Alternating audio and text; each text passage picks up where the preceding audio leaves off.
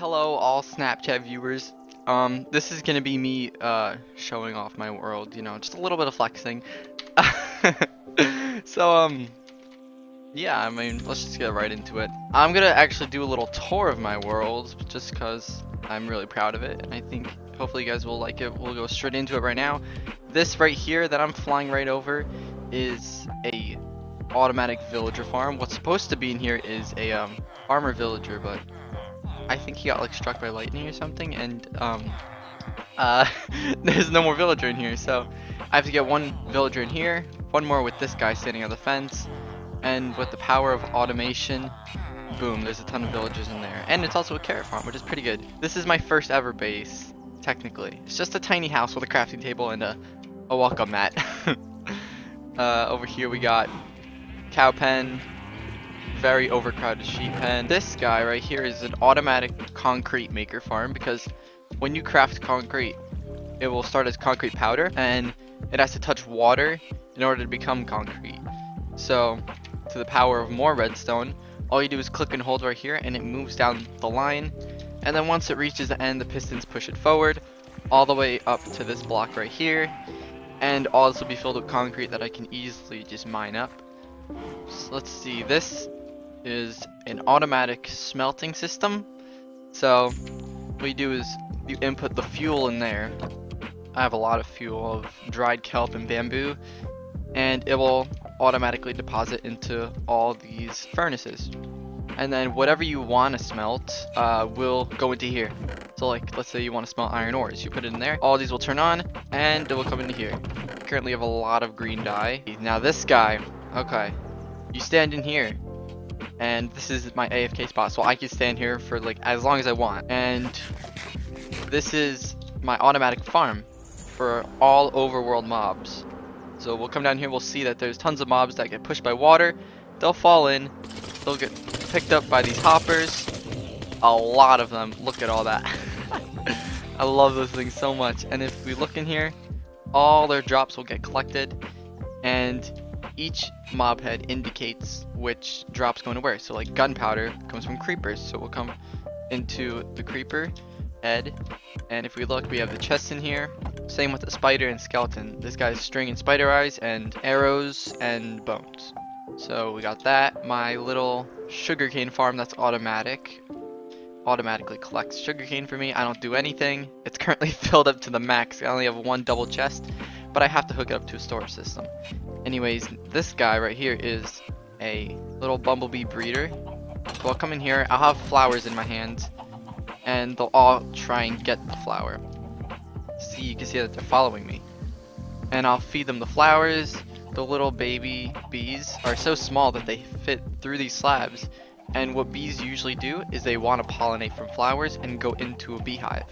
So they'll pollinate from one of these flowers and they'll go into one of these beehives. And you can actually pick up beehives while a bee's inside of it. So there's, yeah, if you see, it says Minecraft beehive, NBT2 tags. When it says NBT2 tags, that means there's a bee inside of the hive.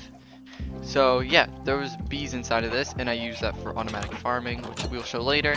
Now this is my real base. If you look at this right here, this is like, I call it the landing bay, because what you do is you come in, you fly, and you land right in here. And then this is where my real base is. It's currently not even close to done, but this is how it looks so far. I mean, there's a lot going on.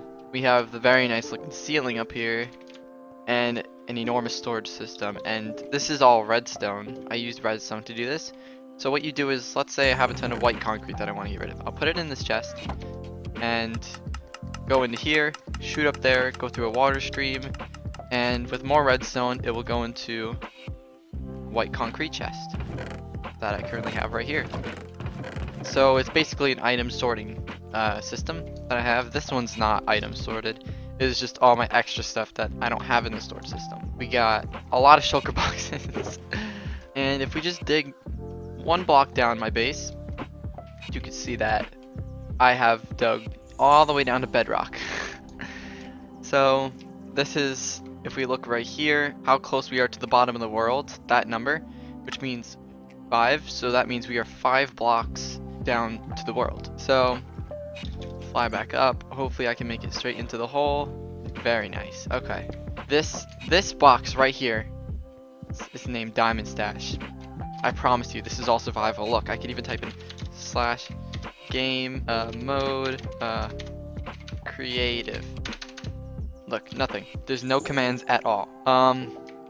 So this is totally legit.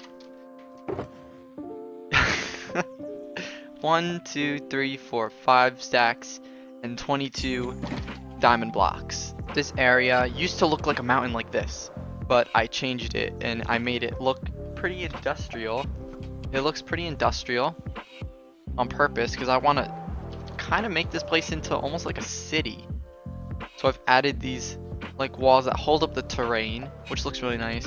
A little bit of stairways that go up, and if you're wondering what this farm is right behind me, another redstone based farm because I really love redstone. We just go down here. This is an automatic tree farm.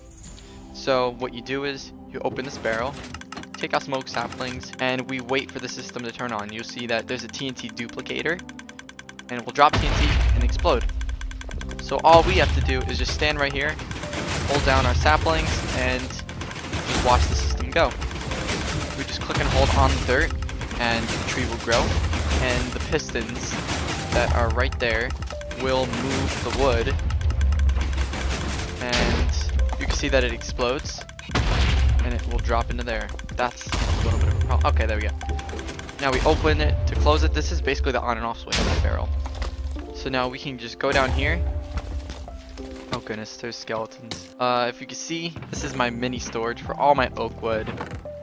I don't have too much in here, but you know, enough to get me through some of my projects that I want. This right here is gonna be for villagers. So all these little modules, I guess, will have a villager. So for example, a composter will make a farmer villager. There'll be a farmer in here that I'll trade with. Now, you're wondering what this crazy machine is. Now this thing is absolutely amazing. Probably one of my favorite machines I have. So as you can see right here, there's an iron golem. That's because this zombie in here, which I found naturally, this is an iron farm. And everything here has a play, has a role in the farm. So you can see that the iron golem will die.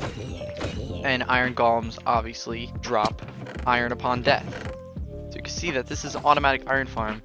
I actually just collected all the iron that was in the iron farm, and I have currently nine and a half stacks of iron blocks, which I could get more by AFKing. Obviously, you can see that there's another iron golem in there. As you can see, I filled this place with all torches so that nothing could spawn. Only the blaze spawn because of the blaze mob spawner. This portal is the portal to my slime farm. I have a slime farm that you will see right here. I also dug all the way down to bedrock. We have a lot of slimes down here that we could just go down. I'm gonna make this automatic, but it's not yet automatic. So obviously we just come down, kill some slimes, and you know, get our slime balls. Everything that we need to make some pistons, or some more redstone builds, or slime blocks, or whatever we want to use them for. This is actually a flower farm. So all we do right here, I designed this. All we do is press the lever, and you can see that it says dispensing bone meal really loud, and the pistons have like a moving floor. And then as it's doing that, we just come around, we run around collecting everything, getting all these flowers.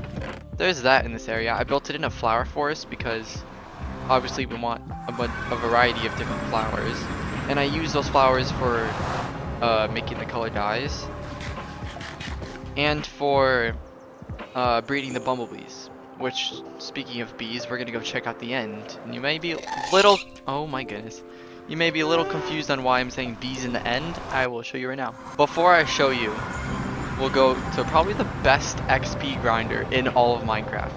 You can see that if you look down, I have 70 levels, and that is because of this thing right here. It's a very loud machine, but I'll show you how it works in F5 mode. All we do is kill all the endermen in here, and if you look on the grass blocks behind, a lot of endermen spawn from this thing, which is obviously what we want from an XP grinder. You can see that there's a lot of XP on our character that are being collected. You can look down right here, and It's really good. You can see my XP bar. I am clicking a lot of levels, and it's so OP. Now this is the one thing that everyone gets surprised about when they see this. But I promise, I showed you before that this is all survival world. So this took me 5 days straight to do. If you look up here, every single end stone in the end has an oak slab on it, and that is to stop endermen from spawning, because all monsters and anything, creatures, cannot spawn on the bottom half of a slab. This, speaking of bumblebees, 4 is my farm for bees. So we have all the bees that are gonna pollinate from here, and this part is the honeycomb farm. This is where it all gets collected. There's a lot of honeycomb. If we look up in these hoppers up here, there's a backlog of items, which is pretty crazy. I mean, it's a good issue to have. This opposite side, still a similar setup to over there. There's redstone behind that.